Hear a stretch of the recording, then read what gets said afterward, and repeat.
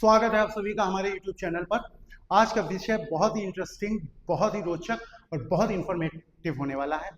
आइए शुरू करते हैं। Election in Britain. हमें सबको मालूम है कि ब्रिटेन में भी इलेक्शन हुआ और अभी हाल ही में इंडिया में भी इलेक्शन हुआ। इंडिया में मोदी जी जीते और ब्रिटेन में लेबर पार्टी की जीत हुई है, कंजर्वेटिव पार्टी की हार हो गई है, ऋषि सुनक जी हार गए हैं। ये सबको मालूम है, इस पर अपना टाइम बिल्कुल नहीं वेस्ट करेंगे। हम देखेंगे इलेक्शन प्रोसीजर को, ब्रिटेन में क्या इलेक्शन प्रोसीजर चल रहा है, कैसे हमारा उनका मिलता है और क्या क्या डिफरेंस हमको देखने को मिलते हैं, इन सब पर एक डिटेल जानकारी प्राप्त करते हैं। आइए, इलेक्शन कब हुआ? 4 जुलाई 2024 को इलेक्शन होता है ब्रिटेन में और उसके रिजल्ट आ जाते हैं 5 जुलाई, यानी कि नेक्स्ट डे ही रिजल्ट। ये बहुत अच्छी सीखने वाली चीज है कि बिना देरी के रिजल्ट आ जाते हैं। जैसे कि हमारे यहाँ पर लगातार क्वेश्चन उठते रहते हैं कि कुछ ना कुछ गड़बड़ हो जाता है, इलेक्शन रिजल्ट्स के साथ छेड़छाड़ की जाती है, तो वो सारी बातें ही खत्म, टाइम इतना कम।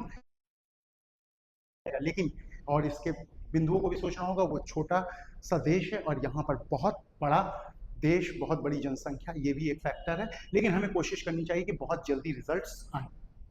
इसके बाद new parliament has been called to meet 9 July. ये आखिर हम क्यों बता रहे हैं? क्योंकि इस दिन क्या हुआ? Election of speaker. हमारे यहाँ पे भी इलेक्शन ऑफ स्पीकर हुआ, बहुत विवाद का विषय रहा ये। अब आपको ये बताना है कि हमारे यहाँ अभी स्पीकर कौन चुना गया है लोकसभा का। और ये बात की खास बात क्या है कि यहाँ पर टेन्योर जो होगा, इलेक्शन कब होते हैं? इन एवरी 5 ईयर। लेकिन ये टर्म शुरुआत कब से होती है? जिस दिन पहली बार यहाँ पर ब्रिटेन की पार्लियामेंट में मिलते हैं। पहली बार जब मिलती है पार्लियामेंट, तब से लेकर के 5 वर्ष तक का समय माना जाता है। उसके बाद इलेक्शन होना तय होता है। Election held in every 5 years. Date मालूम चल गई। वोटिंग राइट्स किसके पास है? कौन वोट दे सकता है? 18 साल से ज्यादा का कोई, 18 साल या 18 साल से ज्यादा का कोई व्यक्ति वोट दे सकता है जो ब्रिटेन यूके का नागरिक है, यूके सिटीजन है, citizen of Republic of Ireland, Republic of Ireland का सिटीजन है और उसका एड्रेस कहाँ का है? Address in UK.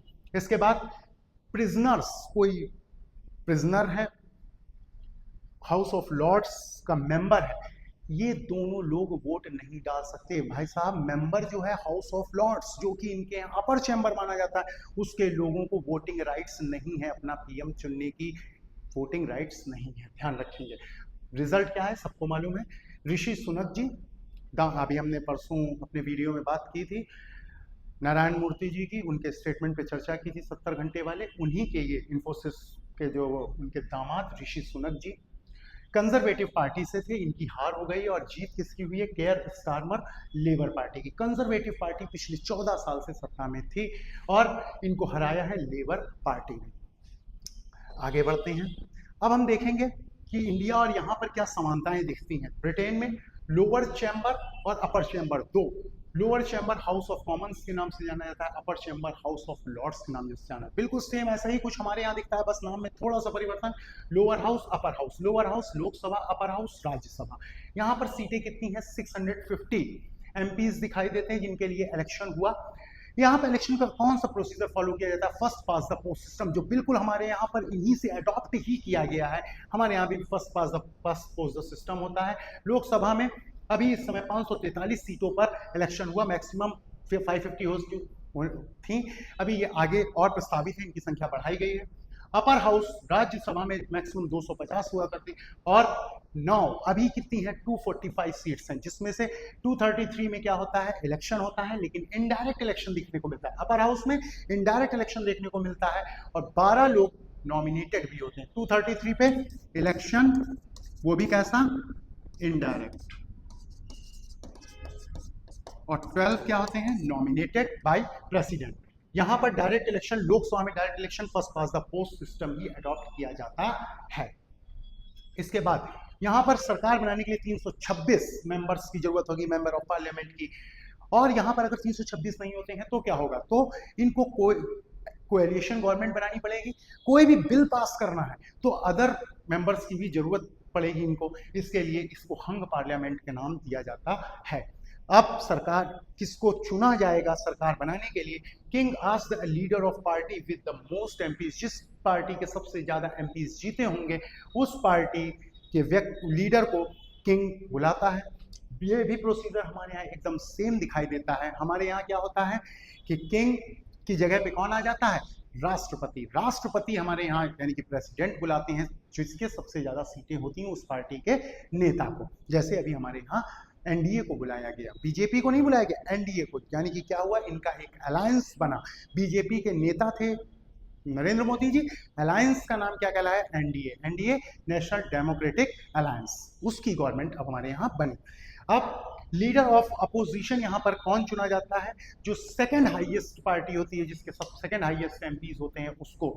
यहाँ पर थोड़ा सा हमारे यहाँ कॉन्स्टिट्यूशन में बदलाव देखने को मिलता है। हमारे यहाँ लीडर ऑफ अपोजिशन वही होगा जो 10% यानी कि 10% ऑफ टोटल सीट्स जीता हो, यानी कि लगभग 55 सीटों के आसपास होनी चाहिए, तब वो लीडर ऑफ अपोजिशन चुना जाता है। बहुत से लोगों के दिमाग में क्वेश्चन आ रहा होगा कि सर पिछली बार फिर कैसे कांग्रेस की तो इतनी सीटें थी नहीं, तो ये कहाँ पर लिखा हुआ है, कॉन्स्टिट्यूशन में ये वर्णित है कि 10% होना चाहिए मिनिमम।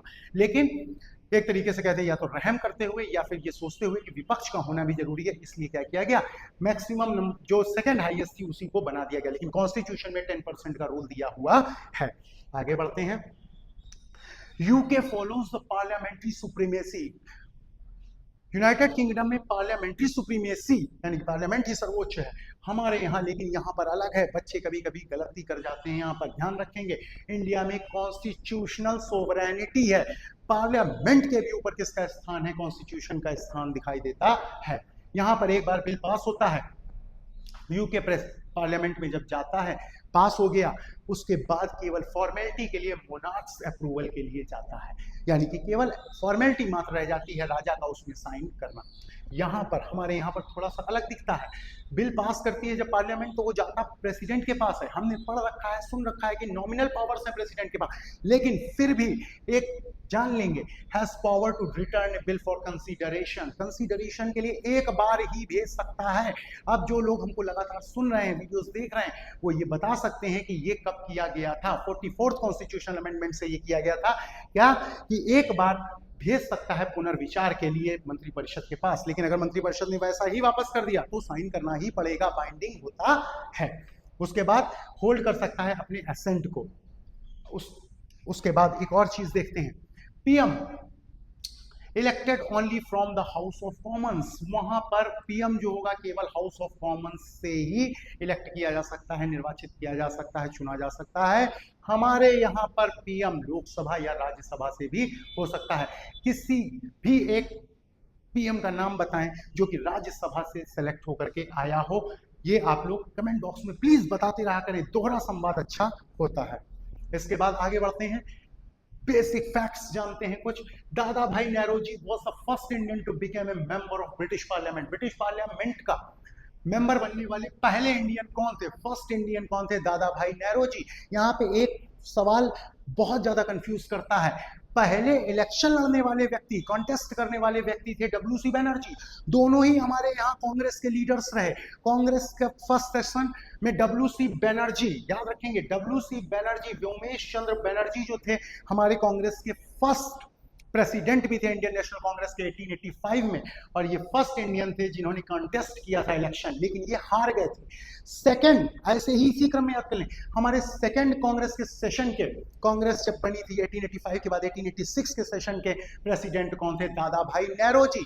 और Dadabhai Naoroji was the first person who became the parliamentarian in Britain. Britain में पार्लियामेंटेरियन बनने का काम किसने किया है, दादा भाई नेहरूजी ने। फर्स्ट इंडियन थे जो ब्रिटेन में ब्रिटिश पार्लियामेंट के मेंबर बने थे।